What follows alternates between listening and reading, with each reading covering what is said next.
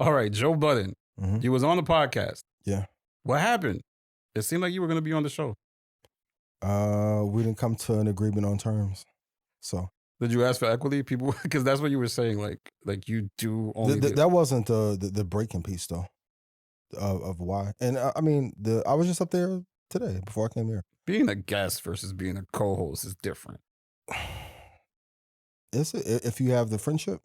Yeah. Like I'm not like what I like to do, and there's still things that we're talking about doing now. But I'm not vying for a job nowhere. Would I have liked to? For sure. But also too, I live in Houston. Like the travel considerations, that's a bit much. I'm not paying no PJ. not the pod. Oh no.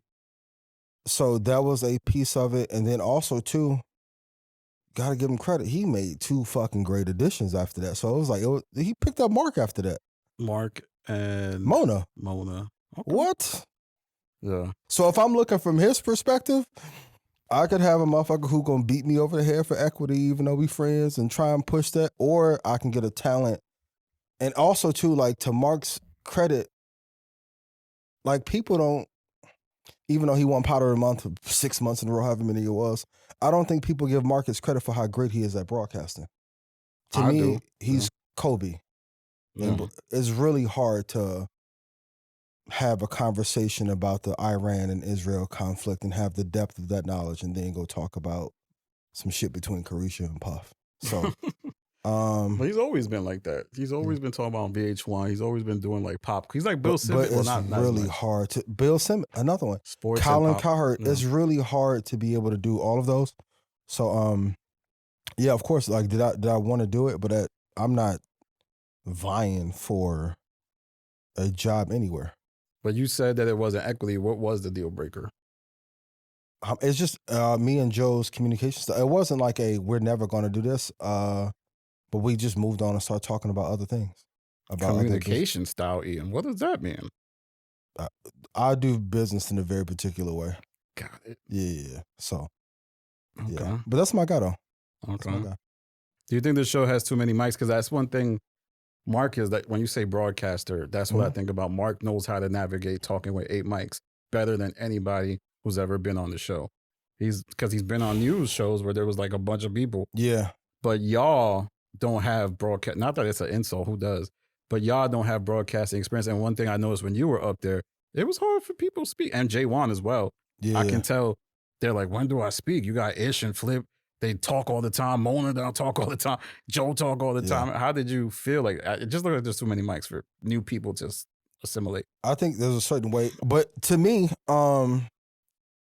it's the great, and I think you said something on Spaces is like Joe being a reference point for broadcasting style, which is true because he was very influential, like on how to navigate being on air.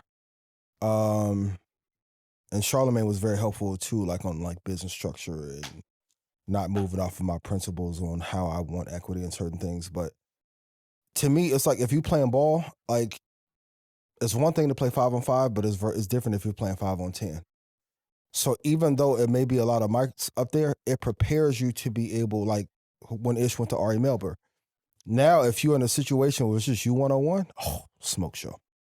If Mark goes on CNN or ABC tomorrow, smoke show. So while some people see it as a deterrent, I think it's an incredible training ground to be able to sit in and broadcast from, because that makes you pick your spots a hell of a lot better. Did you feel like the mics was too much when you was up there? Depends on what episode. Maybe the him Tebow episode, maybe not so much, but some maybe. But just because I don't want to talk about fucking Carisha or somebody's booty hole or messy ass shit. Like, I don't give a fuck about that, because even that kind of content, and I'm not saying it to be pompous, it does not pay well. For most people, CPMs, to see, like, just the audience that you attract doing that kind of content, you're at the lower rung of payouts. So I don't want to specialize or be a champion in doing certain kind of content that is not A, fulfilling, but then B, on the business side, is a detractor from my main goal and main mission. So Yeah, I know when I do videos on y'all, the CPMs are completely different. Like finance, dramatically yeah, different, right? yeah, Like 3-5x different. yeah, three to four. Yeah. I'm talking about like double-digit dollar amount, like that. Yeah. So when people are like, yo, I don't like how you do talk this way or bro, I'm like, okay, I'm not mad at it. But in my space, for my audience, to them, I'm Joe and Charlamagne. Mm-hmm. So it's fine. But also to being in that playground and having to have different conversations, it's made me better there. Same with Josh Brown. I can drop Josh Brown on Colin Cowherd tomorrow, and he would do just as fine as he would on CNBC. I think it's a great training ground to be able to have those conversations and know how to navigate them. I have to ask because I remember watching the episode of Market Mondays, and this young lady was in the background, Melissa Ford, on your screen. Yeah. So she seems to be a good friend of yours. How did you feel when Melissa Ford exited the pod? If I'm gonna be honest, I knew it was coming. Mm. I knew long before it even started to show on Patreon that was probably gonna happen. What show? What show? What do you mean? What show? You said it started to show. I mean, show on camera. Oh, okay. Like, because especially for you reviewing, you can see the frustration in certain people as much as like you edit. You can see when a talent is upset or if the chemistry isn't as great. So, but I only want what's best for Mel. So, but it was time though, and hopefully as a result, she's happier. Her presence is missed. I can't. For sure, yeah, Mel's a star. Yeah. And sometimes it takes you not being, and Ian, Joe, Corey, Key. I'm not in JBP business, because I love y'all. But sometimes it takes your presence not being there for it to be fully appreciated. But going back to the conversation of being brothers, and also how things are communicated, a lot of times it's how you communicate it, not the core issue itself. Yeah. Yeah. Even with you and I, we done have some mix-ups. Yeah. We really don't have any issues or a real kerfuffle. It's just how things were approached. So people usually ask you this question: what stock should you invest in? Mhm. What stock should you not invest in? You know what? I actually wrote that today for the pod. This is a great question. The ones I would stay away from, for sure, Nike. I think they've lost all, I hate this term, but cultural relevance. Executive management is not great. They let go of too many designers that were incredible. And there are so many other brands that are better. 2, Supermicro. I mean, it just got revealed that the CEO was smuggling NVIDIA chips to China. That is a huge geopolitical issue. Yeah. AMC, GameStop. Not so much maybe MicroStrategy, but any derivative products that comes out of that MicroStrategy ecosystem that is attached to crypto. And any airline stock is fucking abominable. Like the margins are terrible. I go to the Apple store like every day because I'm trying to see if I should buy that monitor that costs $3,800. And I was like, is Apple still something you still into? Because I remember that being a thing. Yeah, it was my baby. I think they mismanaged the AI spend, and they could have done better for how that could have integrated into Siri. But as far as a company, in terms of the margins and, like you said, just the willingness for people to pay a higher price point,